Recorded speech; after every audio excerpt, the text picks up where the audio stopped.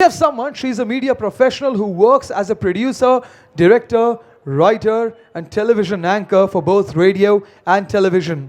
She has done some of the most prestigious programs of national and international importance for Doordarshan as an anchor and commentator. These include Republic Day, Independence Day commentary, National Film Awards, swearing in for the president, and various defense and civil investiture ceremonies at Rashtrapati Bhavan. Can we have a huge round of applause for Jasleen Vohra, guys? Come on! Okay, so we'll get going. Food for thought. What does gut have to do with everything? And we have such wonderful guests here today who are going to tell us all about what that gut feeling is, as Ishi always calls it, and how we can and health from different perspectives and try to understand it better. I'll give the mic first to Ishi to explain what gut health is all about. Thanks, Jasleen, and lovely to be here. Thank you, Manish, for having us.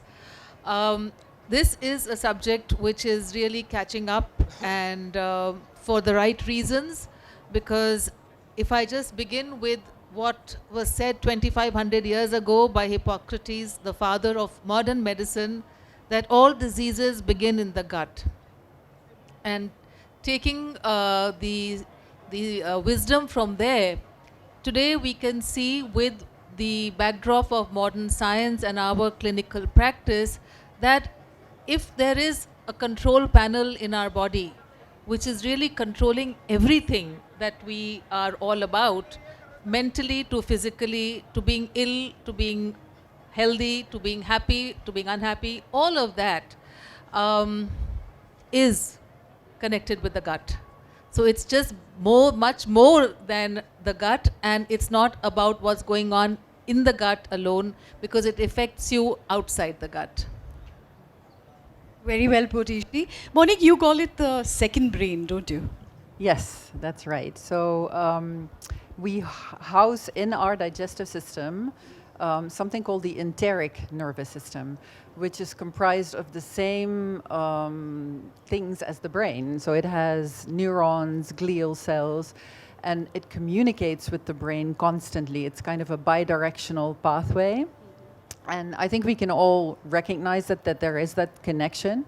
So when we feel nervous, we get butterflies in our stomach. When we sit on stage in front of people, we feel a little nauseous maybe. I mean, there are these feelings that we have that translate into gut feelings.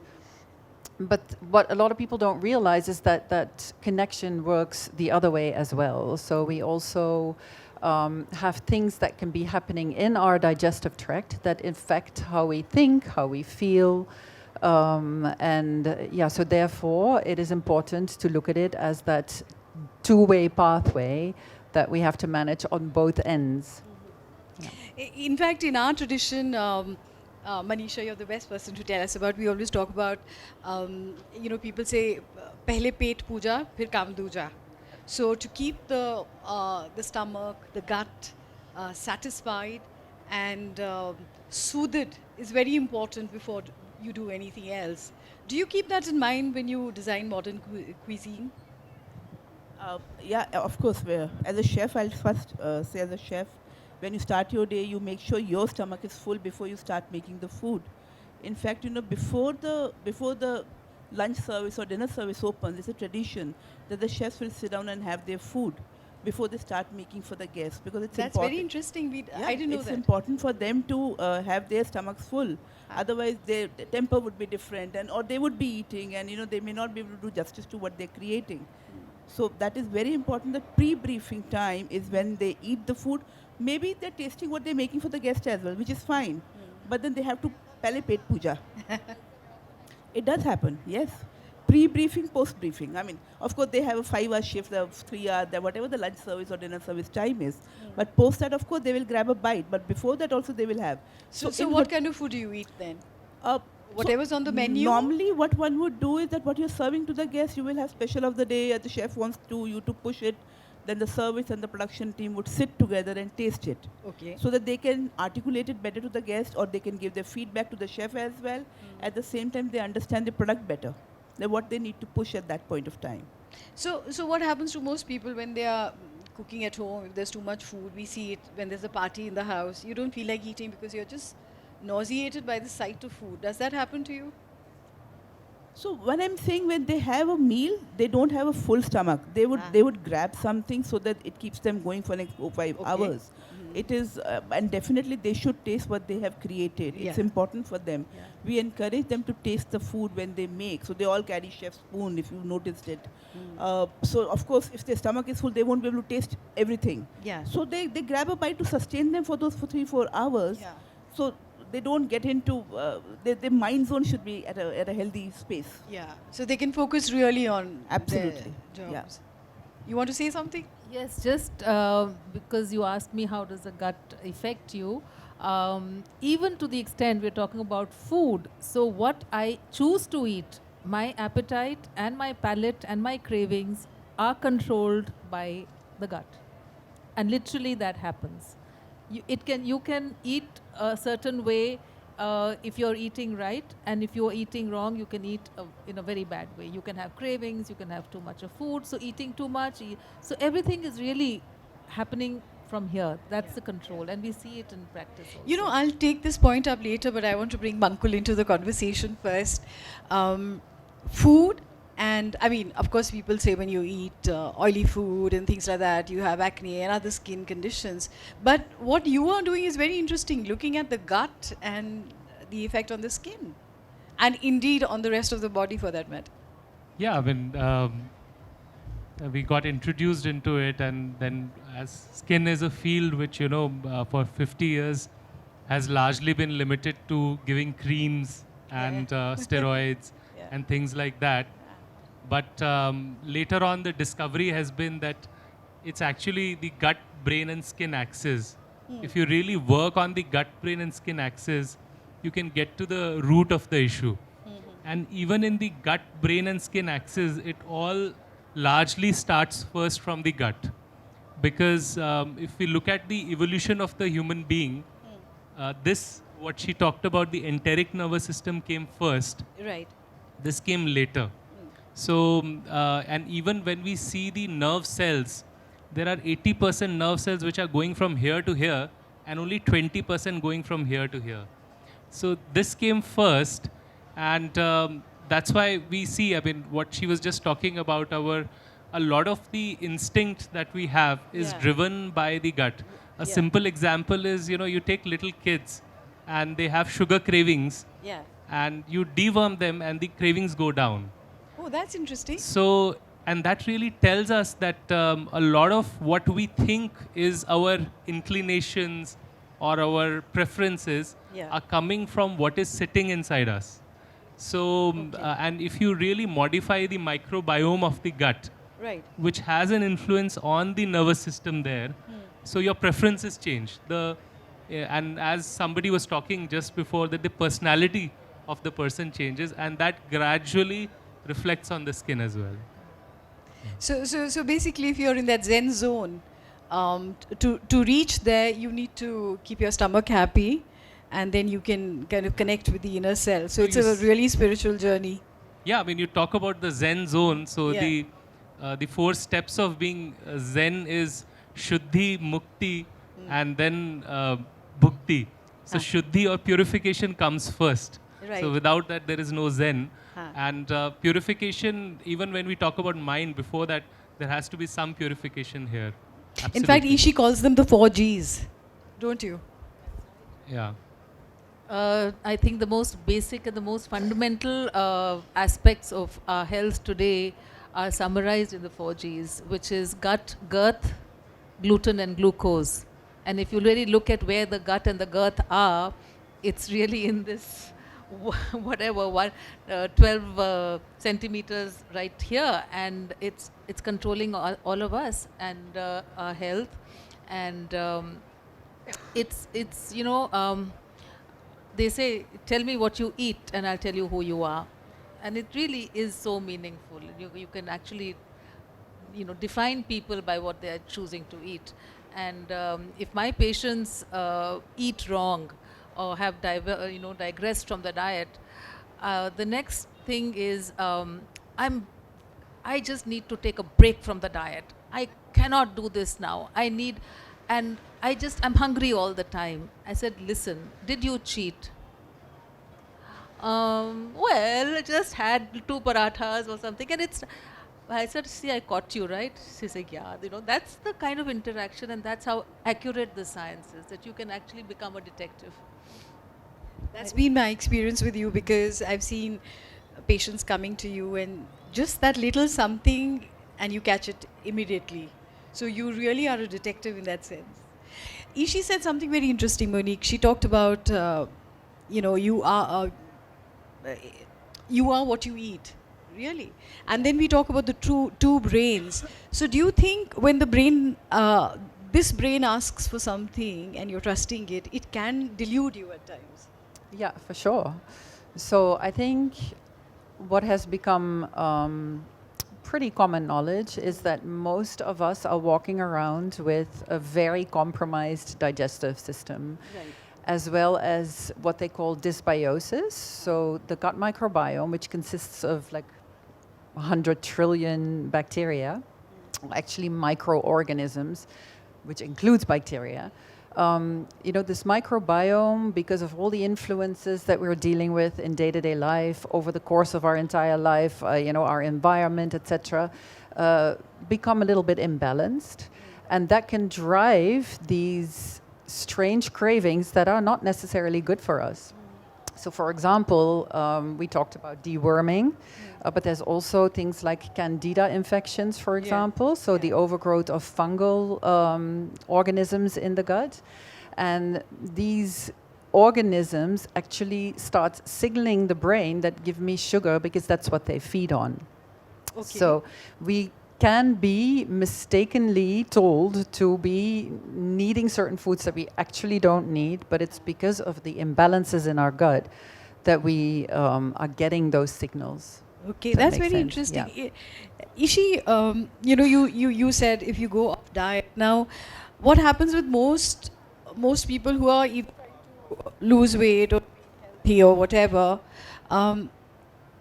The problem is with this judgment. What is it that I'm eating wrong?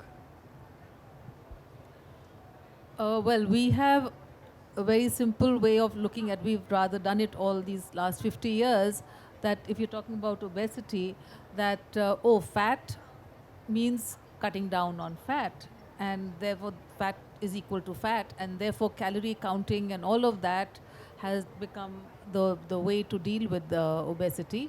But I think the reality is somewhat, or rather, I would say radically different.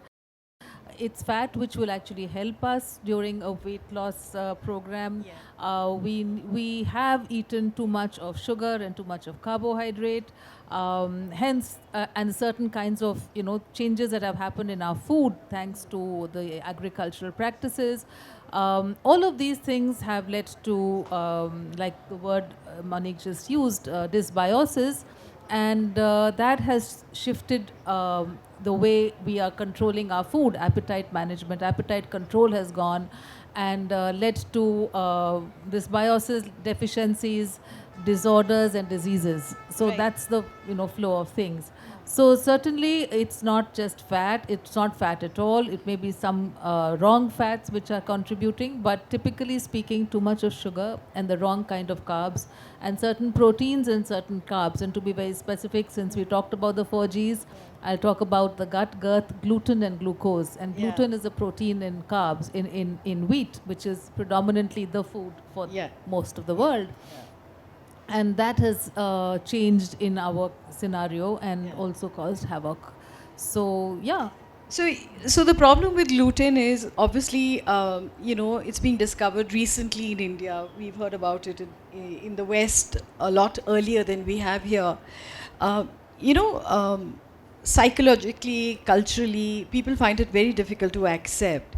And the thing is, it's like there was a time when everyone said you have to drink 5 liters of water a day to remain healthy.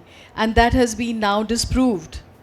That in fact that can lead to all kinds of other issues, and we know now that Bruce Lee probably died because of drinking too much water. So how do we kind of distinguish between a fad and a scientific fact? I think more than water, too much of water, we have too much of information.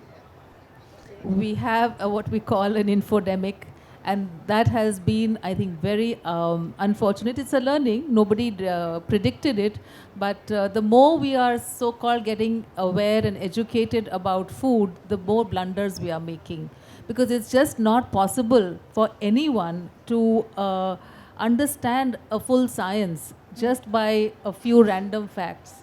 It is to be translated in distilled messages to the public. So the misinformation is creating more confusion. More confusion. Somebody is counting calories, somebody is counting carbs, somebody is worried about proteins, and somebody is worried about vitamins, and they're just going on an overdrive. Yeah. And that is really, very unfortunate. And I see it on a daily basis. Yeah. So I think, just more than water, it's the information, and therefore I think communicating basic, simple. No, when facts. I sorry, I'm cutting Yeah. you. When I said water in particular, it's because at one time it was accepted that you should drink a lot of water. Today, it is dismissed as a fad. So- Similarly, other fads which start. So I'm just going to say, listen to your body, listen to your gut. Back It'll to the tell gut you. extent. So one person who has been going back to basics, getting in touch with farmers, with the soil, is Manisha. What drove you to do that? Actually, Rishi's been friend for a long time, and she knows it. My daughter had fallen sick, and I just wanted to know what is the problem, and that's the time I started discovering. That was some 10, 11 years ago. And then I realized that gut has a very major role to play in your outcome of manifestation of various diseases. And that's when, we took her off gluten. And it was a total turnaround for her. And then I realized that, there's a lot that one, as a chef, one can do. You can showcase what ingredients India has to offer on the world platform. And today the world is looking at us, whether it's millets. Next year is the year of millet. Whether it is your old Vedic way of living or your culinary wisdom. So if we just go back to living the way we were living maybe 50 years ago, we've got half the problem sorted, I feel. Yes, because gluten-free is not an exotic term in our culture or on our thali. Absolutely. We have the Navratris, which is gluten-free. True. We have other kinds of fasts when we don't eat wheat or grain. Yeah. So that is gluten-free, isn't So it? you'll be surprised to know till 1960, India was not such a large wheat-eating country. It was only after Green Revolution that the wheat started growing in a big crop, as a big crop. And that's when wheat and rice found its way into our homes. Otherwise, millets used to be very, very popular. Yeah. And having said that, earlier millets were poor man's food. Today it's become little luxury, and you find, so what used to be a poor man's food today has become a rich man's fancy. So that is something we need to be careful about, So like I said, 50 years ago, the way we were living, if we go back to that, of course keeping the technology and everything else in mind, we are sorted. And of course, there's the GM angle to everything. Absolutely. Modified, genetically modified should not be in the system. India had a big movement there, whether it is BT brinjal or many other crops. So the government did put some checks and balances there, Monique, we know how genetically modified foods, how wheat affects our body, but what is the effect of all these things on the mind? Because you've been working on mental issues that can occur from bad diets or not bad is the wrong word, but misinformed perhaps eating habits. Yeah, so I think it goes back to what Ishi was saying, that these foods tend to cause inflammation in our gut. And that has a ripple effect on the integrity of the intestinal lining, for example.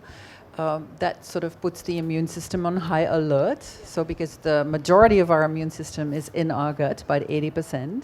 And so when there's a continuous influx of proteins and other molecules that are not supposed to be entering our body, we have our immune system reaction going on continuously as well.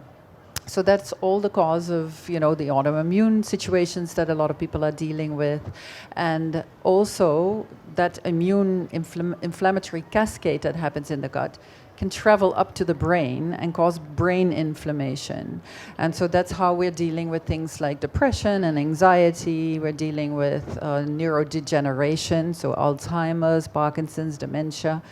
It really stems all from the type of foods that are causing that inflammation, that are disrupting our gut lining, that are, creating these imbalances in the gut microbiome, and that translates into things that we're dealing with in mental issue space. In a way, it's a relief to hear that, because otherwise when people talk about depression and other mental health issues, normally people say there's something wrong with you. But we know now there's nothing wrong with the person. It's just the food habits that need to change. There is a huge physical component that for a long time hasn't been recognized.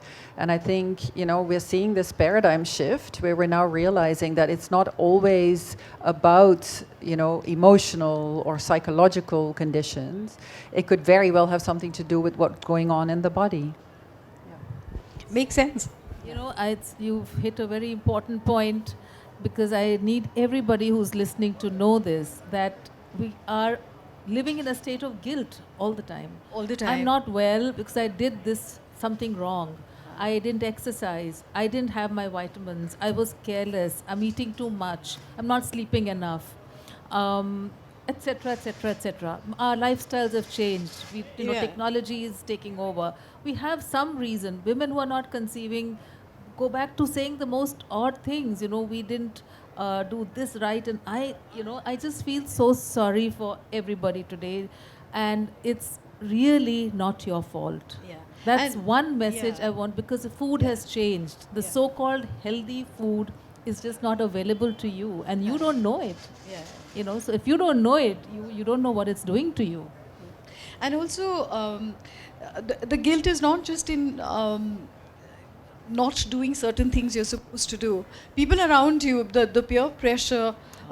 For example, you always advocate gluten-free food. I know I people advocate health. And you if health, but gluten-free gluten is I a part can't of it. help it. Agreed. But people who follow Yeah. that path with you, Yeah. I have friends and relatives who will, in some way, blackmail me and say, "What? Why are you doing that? Eat gluten once a week." Tell me about it. So Ishi was trying to convert me almost for 15 years. Manisha, go gluten free, and I said, no, everybody is eating gluten. Why are you telling me? So then, very hard for me to convert to non-gluten. So I said I didn't buy that initially, and then whatever happened, and I kind of saw merit in following it, and then it came to right perspective, and of course Ishi had a large role to play in that, in my understanding of it. That earlier the wheat which was produced was not genetically modified. Today what you get has so much more modification that has happened, and you don't know which one you're reactive to, which one you're going to react to. That's why you see so much of gluten intolerance, perhaps, which, if I ask my mother, she won't believe. She's a roti cow. She's absolutely dead against it. But it's difficult to explain to that generation vis-a-vis perhaps our generation, which is more open to these rationals. Can I? I suppose, sorry. No, I was just going to say something. I think that if you are dealing with health issues, so there are a lot of people who are feeling great and they don't have anything really wrong with them. And so there's no need to start questioning what is it that I'm eating and why do I need to change it. But when you are dealing with any symptom whatsoever, I think it makes a lot of sense to cut these things out from your diet and see what happens. What kind of symptoms? I'm sorry. What kind of Any symptom, any mental, physical, pain, immune inflammation. I mean, anything that is not normal. And the sad thing is that we've started accepting a lot of symptoms as normal, right? Absolutely. So if you start questioning all these things and you start wanting to do something about it, then I think it makes a lot of sense to say. including things like dysmenorrhea in young Yes. girls. Yep, A absolutely. lot of these other issues which we have. You mentioned women not being able to Infertility, conceive. Fertility miscarriages, issues. Yeah. frequent miscarriages. Yeah. Yeah.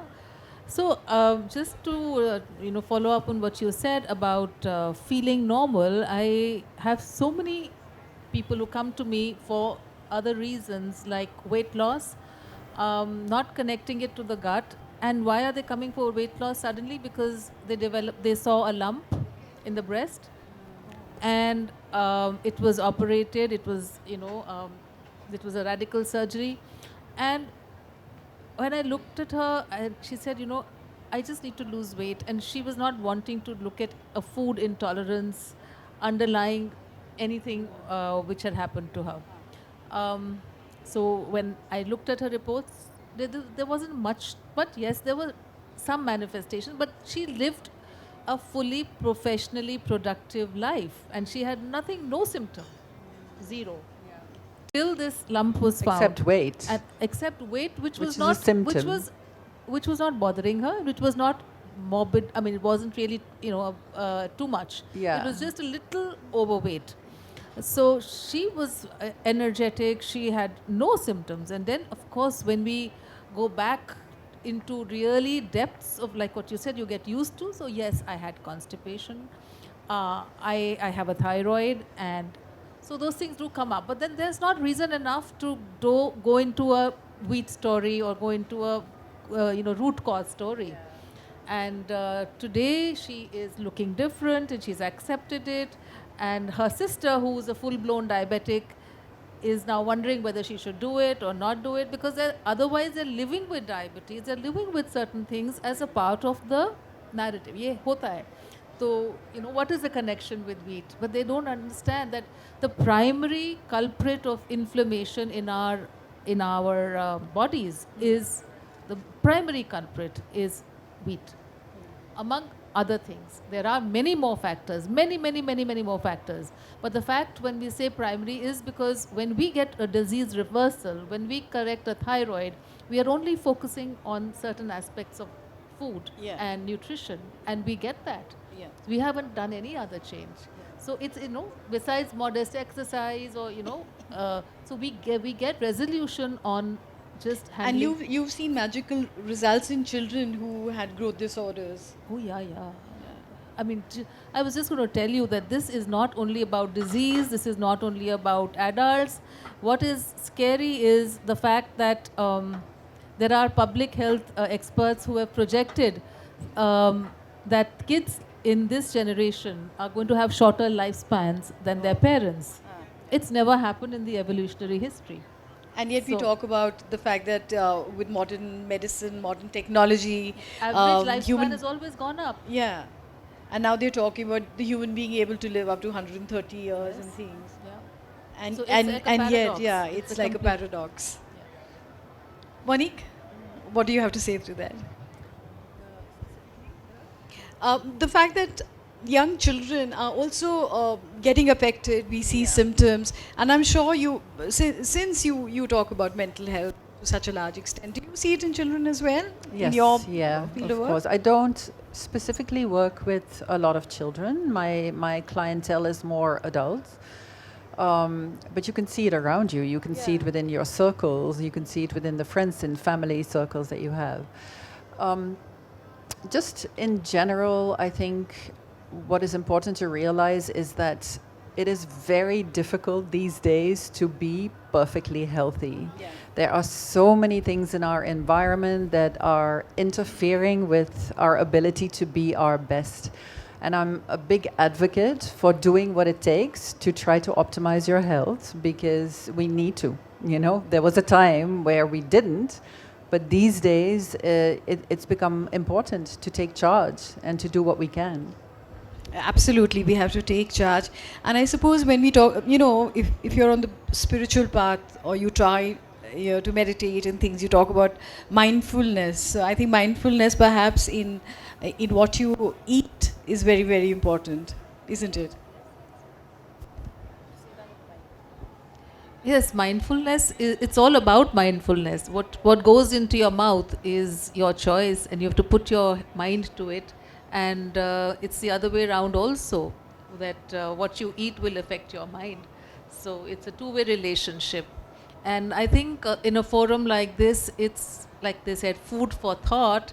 I think I am going to take this opportunity to say something to the food manufacturers, to the food industry, that today we are at an age, this is quote unquote Mark Hyman, that we are being fed by an industry who has no interest in health, and we are being treated by professionals who have no interest in food.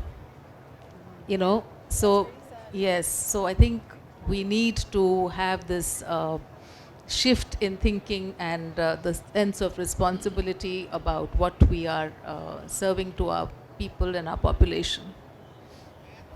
So, since we are on this platform with Manish there, do you think people like Manisha, people like you, should create special menus when people come to you to make it a special experience, the gluten-free experience, the inflammation less life, so that when they come here, they realize that this is what they're looking for?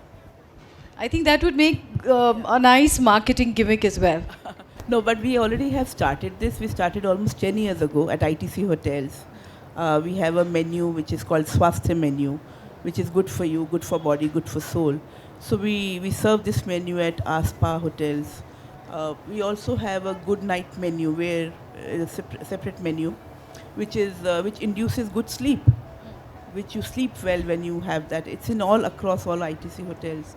So and not only ITC, I'm sure other hotels are also doing similar things. So even on our breakfast menus, there are various programs. Where the Zesty Morning, where you have, I was just discussing with Ishi, you have methi soaked, water lying there. You have soaked almonds. You have various kind of butters, whether almond butter, walnut butter. You have gluten-free. You have fresh sprouts. So all this is happening already. So I think hotels, it's a great platform for us to kind of showcase what can be done to the diners. So they take that back home, or when they go to other hotels, or they educate those and expect them also to do it. So that's how the word spreads. Absolutely. Yeah. My personal experience is Ishi tried to convert our club to, have some kind of health options at the club, and the response we got was people come here khane peene ke liye. They don't come here to be on a diet. The trend is changing, हाँ, but घर पे करने. people are getting very focused on the food now. हाँ. So recent regulation by FSSAI also makes it mandatory for us to write the calorific value against Yes. each item, Right. write the allergen against each item. So it's kind of educating. Larger part of diners who come to hotels and restaurants are very much self-aware, and I'm sure this message will go further with them. So many footfalls coming to us. Mankul has been out of the conversation for too long. What you said was very important, that dermatologists used to focus on all kinds of creams, but I think now there is a growing awareness that if you have the gut going, then do you think that will drive you all out of business? Drive who out of business? Dermatologists. No, I think we will have our place, but I think the purpose, primary purpose, every doctor has to start with that. May there be a day when we are not needed. So that is the purest intention a doctor can carry. Yeah. And I would be happy if everybody, it starts with the mantra Om Sarve Bhavantu Sukhina. So if everybody can be happy, that's the best intention. But it's important to also understand that it is not just all about gut. There can be other causes as well. So, but it does play a 50% role. Just to share some points from the discussion that we were having about the fact that now it is coming up that gut has a connection with mental well-being. But if you look at Chinese medicine or Ayurveda, they've always talked about it. The large intestine is the seat of Vat, or the mental health disorders. If you give enemas to people, if you clear their constipation, people immediately become better in their mental symptoms. So, and in Chinese medicine, depression is phlegm in the brain. Yeah. So it's just phlegm which is making the brain lazy. And in medical terms, we translate it into insulin resistance affecting depression. So it is there, and it's always been there. And the question that you asked, that there are so many because it's nothing new that we are talking about. It's a timeless knowledge which in our hearts is always there. So the key is the fact that the moment human beings start listening and honoring their body over the social preoccupations, that is the starting point for all of us to really make a shift. And I think it will go one step further once, I mean, as Madam said, that ITC has gone, I mean, first we have a personal discovery that leaving gluten helps me individually, but then it will go to the next level where we understand that the millets, and even more so the positive millets, Kodo, Proso, how little water do they need to grow. So, I mean, a lot of the water problem will be solved just by stopping rice and wheat and going to these millets. So, starting from a very individualistic cause for doing these things where we are just looking for our own well-being, it eventually is pushing us towards a much larger cause, which is to save the environment as well. That's very well put. And I think what is also interesting is that all this while, the moment we've gone into specialties, so you have a skin specialist and a gut specialist and a heart specialist, you realize that actually the body has to be treated as an organ, and it has to be treated as a part of nature, which our ancestors used to do. It is all connected, yes, that's right. Mankul, I was being facetious just to bring you back into the conversation when I was teasing you, but we find that a lot, at least this has been my experience with a lot of doctors who on record say other things. Off record, they do agree that gluten intolerance can lead to all kinds of problems. A lot of endocrinologists and all. The moment I get them on television and ask them a question, they'll say, no, there's no connection. So why do you think your peers are so reluctant to, I know you are not, but your peers are. Why do you think there is this reluctance to accept that, that is something that needs to be checked first?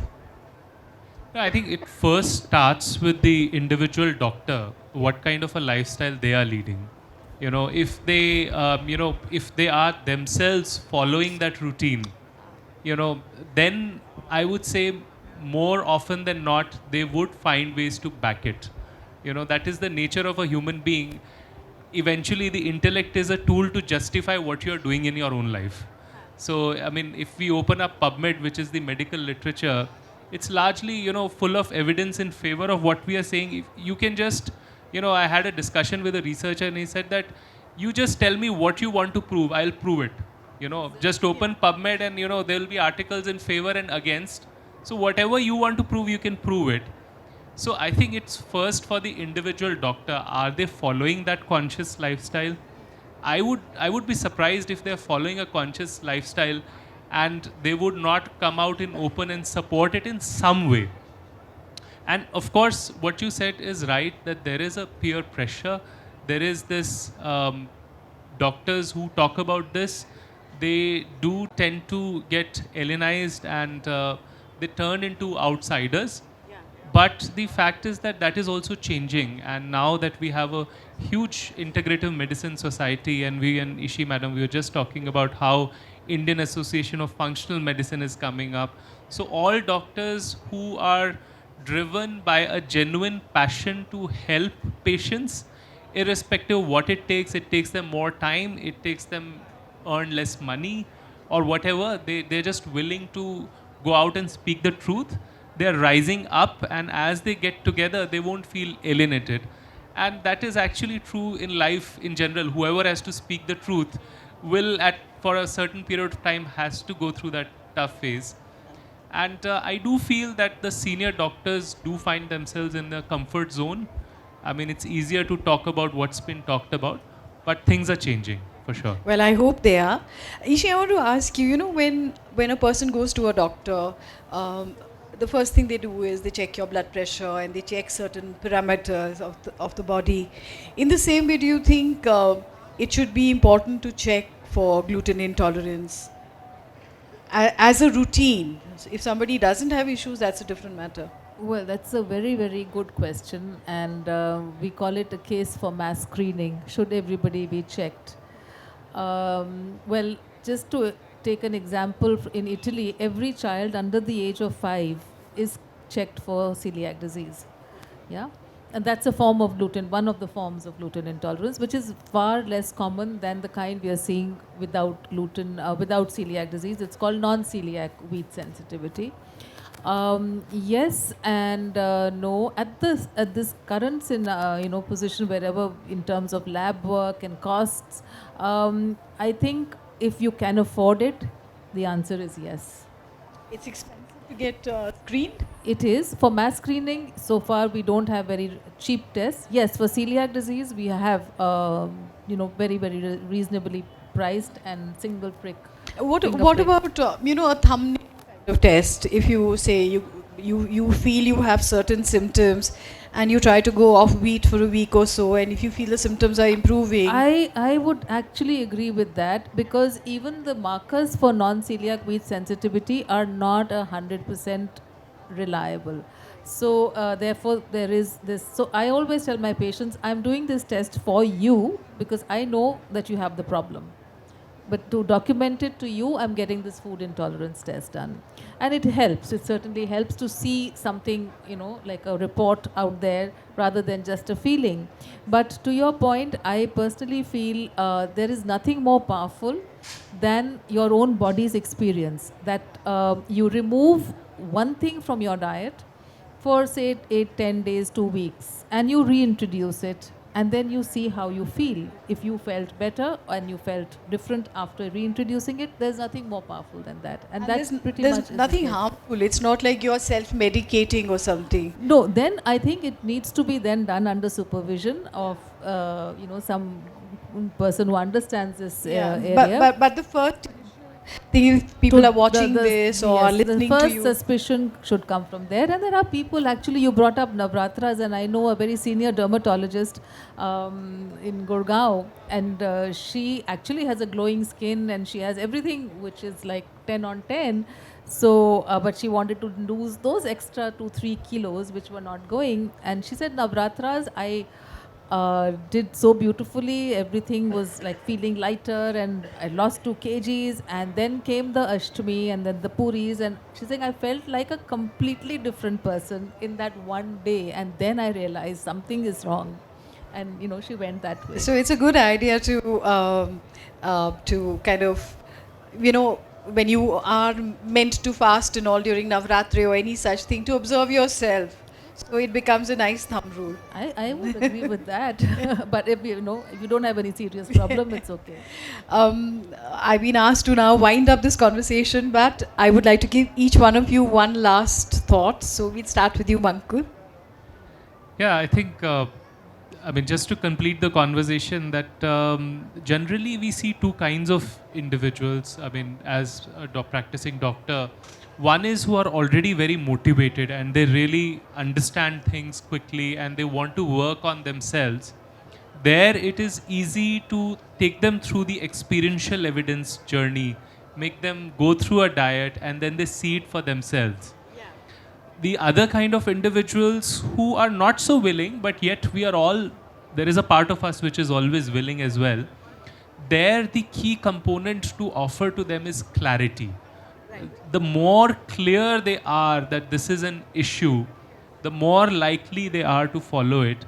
And that is where the tests come in, and there can be a whole lot of battery of tests. But the intention is to give the person as much clarity as possible, what works for you, what doesn't work for you, and that is where those group of individuals can go on. The key mantra for gut and mental well-being is that the 80% of your happiness hormone is made in the gut. So take care of it, love it, and listen to it. That's the key mantra. Thank you. That's a wonderful key. Monique? Very well said, and I couldn't agree more.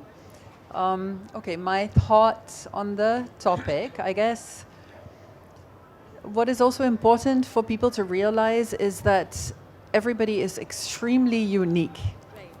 And so maybe it's time that we stop following trends, you know, whether it is intermittent fasting or whether it's a keto diet or, I mean, anything that sort of the public in general latches onto as the solution to their problems.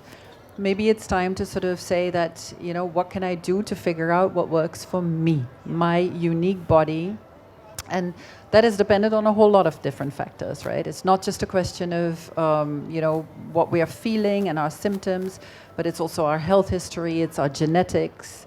I'm a big fan of genetic testing if and when it's possible, just to see, you know, what you need to support yourself. So yeah, so I guess to summarize all of that, it's, you know, take it personally. Take it personally. That's a nice note. Ishi? Well, such profound messages there. I would just say, as a nutritionist, the trends that I see, and I just mentioned earlier, that too much of focus on nutrition as a science need not be made by the general public. So, you know, don't count your calories and carbs and proteins. Not all calories are the same, not all carbs are the same, not all proteins are the same, and not all bodies are the same. So you are unique and you need a customized diet, and have a positive relationship with food, and don't feel like a failure, really. We always say, oh, we don't have willpower and we couldn't control. You know, that's always the thing, the guilt, like we spoke. But the fact is that the food is controlling you. So you watch out on customizing your diet for yourself, and remain positive and focused, and good health will be yours. Well, I hope so. Amen to that. So, Manisha, does that put more pressure on your tribe? No, it gives us more opportunity. We stay relevant all the time. You eat fresh food.